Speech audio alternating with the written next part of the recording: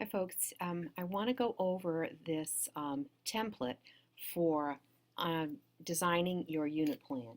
This comes from Wiggins and Mateague's Understanding by Design. And this is a format for thinking through backward design. So what is backward design? Well, backward design is just that. It's where you start with the end in mind. So you have to think about what your desired outcomes are. Um, and in this case, we're going to be thinking first about standards. What are content standards, literacy standards, technology standards? What are the established goals? So let's start at the top. We have right here is stage one, okay? This is what we're going to be thinking through this week, okay, to begin with. First of all, we're going to be thinking about the unit of study and what is the name of this unit of study.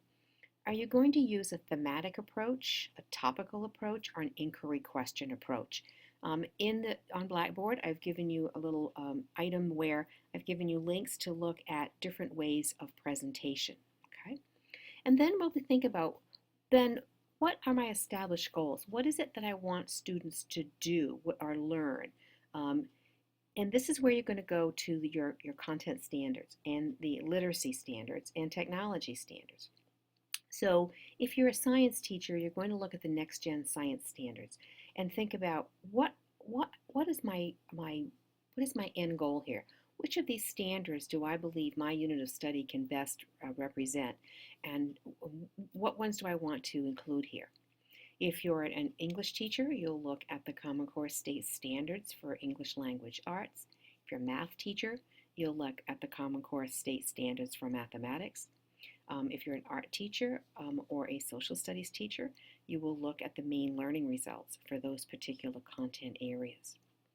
So one caveat here is be careful how many standards you choose. The standards you choose will be the ones you assess. You might touch upon many standards, but you don't want to add standards here that you're not assessing.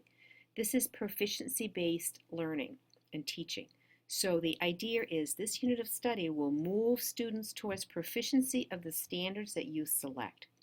So we'll talk more about how to select those. But for now, we're going to look at what each of these boxes represent and how they tie together. So establish goals. And then we look at enduring understandings, okay? These are effective goals. So these are the big ideas of what you want students to get.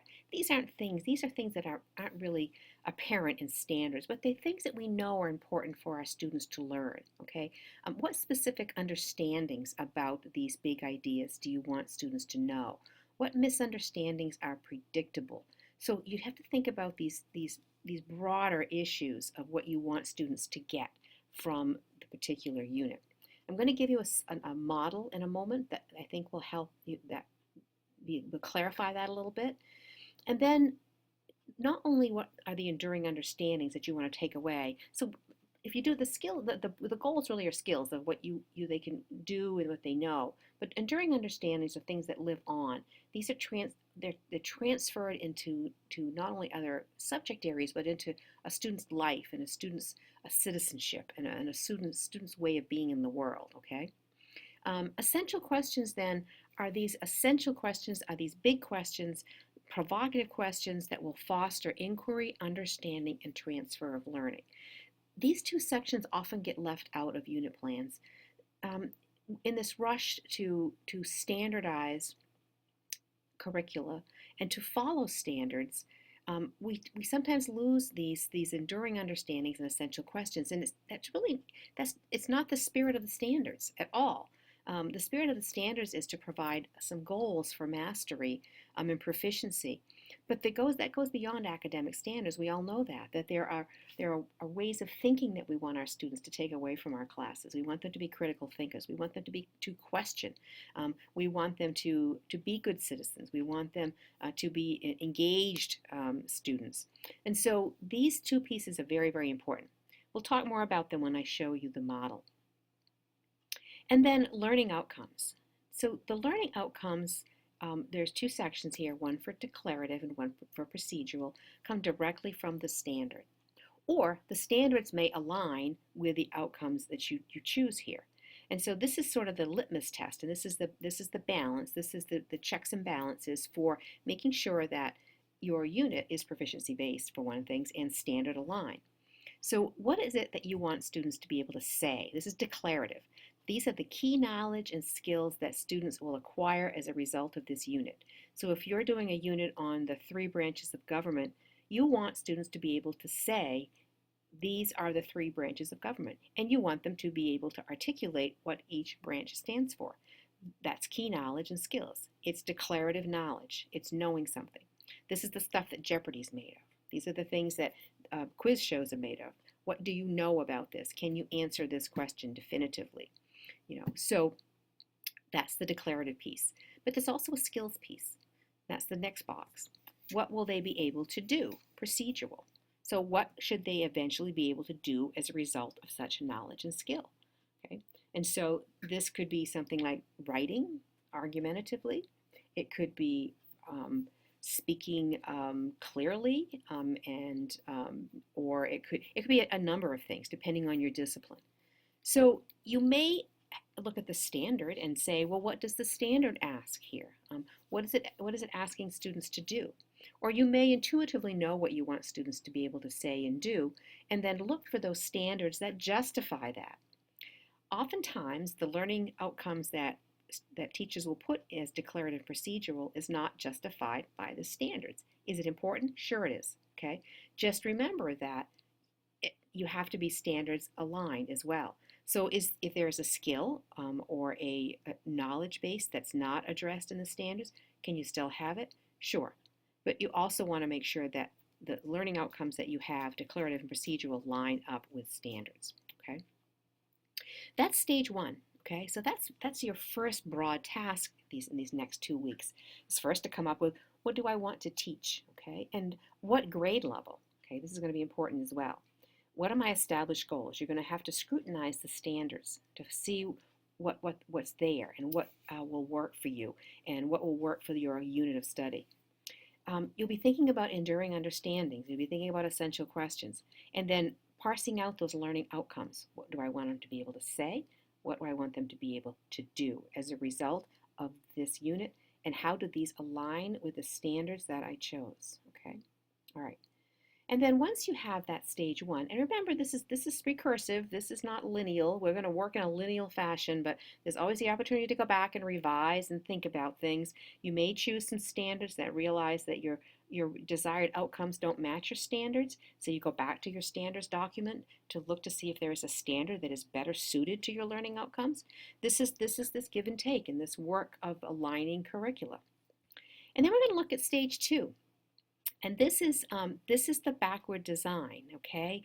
Part of the backward design is determining evidence for assessing learning.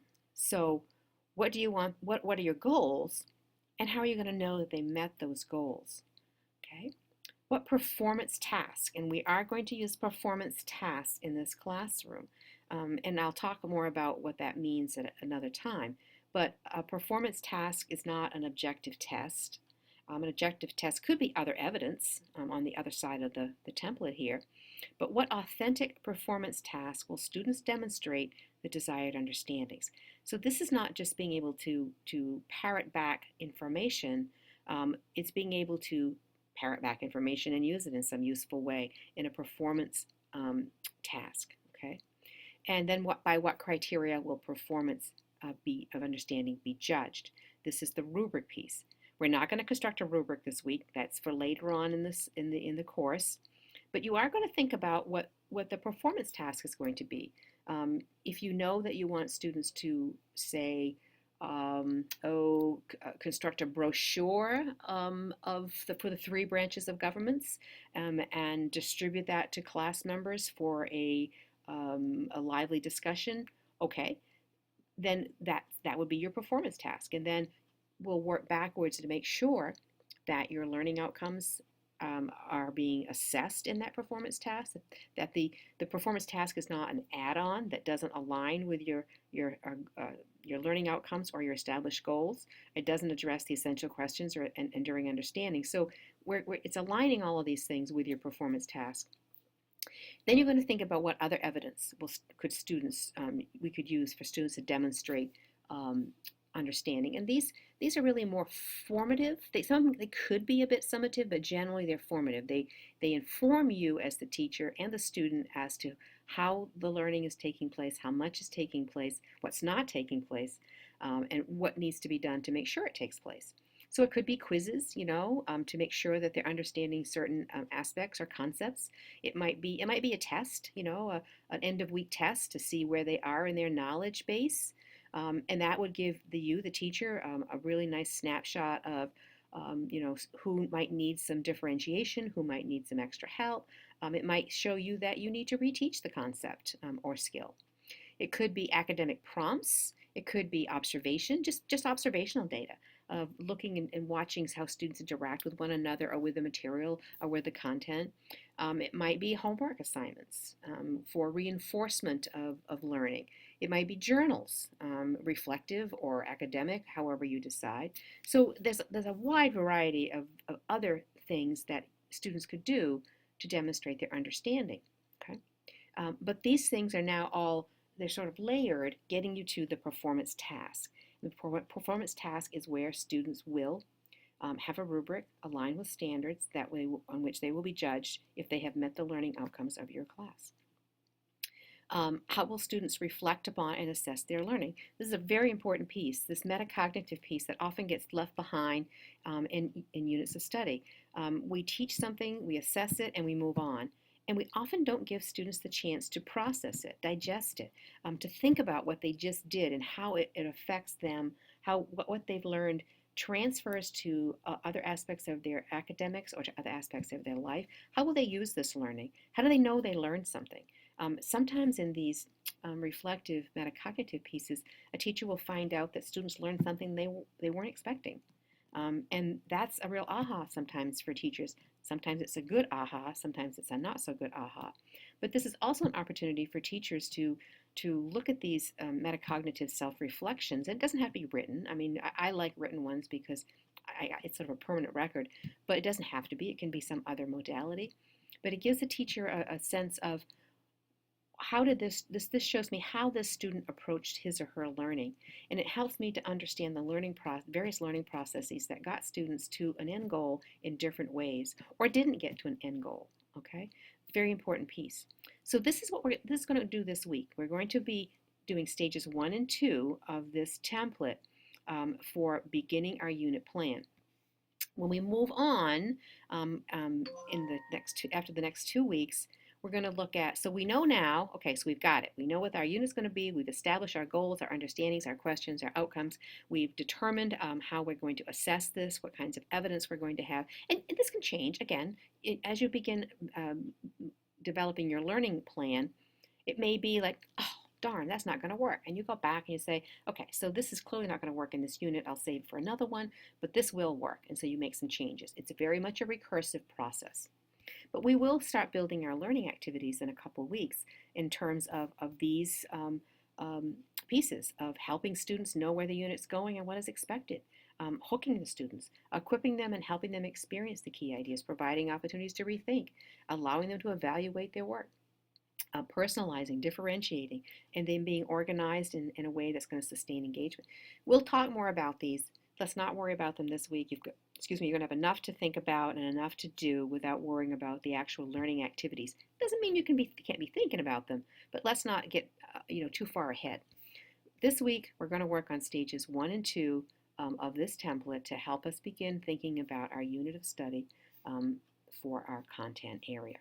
Okay, so I'm going to stop here, and then I'm going to do another a little recording that walks you through a sample unit plan.